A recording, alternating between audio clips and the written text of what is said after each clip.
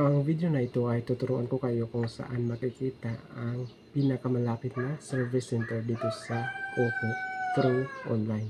So, i-click lang natin yung My Oppo app.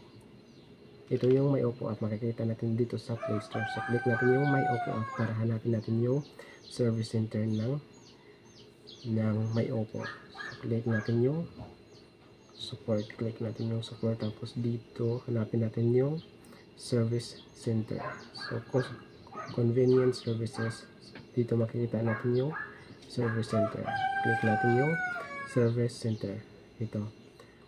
Dito natin makikita yung pinakamalapit na service center para mapaayos natin yung or magamit natin yung warranty ng ating cellphone na Oppo Customer Service Center. Find a service center. So, click natin yung find the service center. Dito naman ay hanapin natin yung address natin, yung address ng ating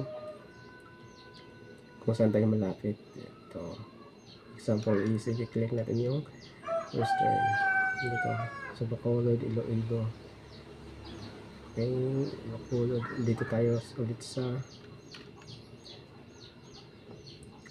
click natin ulit yung find center. Dito tayo sa Eastern Visayas. So, Tacloban. So, malapit lang ako sa Tacloban. So, i-click natin yung Tacloban. Once na click nyo yung Tacloban, ito na yung service center ng Oppo. Tacloban, tapos may address ng dito sa Tacloban. So, makikita natin yung address ng service center ng Oppo dito. Tapos mayroon ding contact number. Ito, makikita natin yung contact number.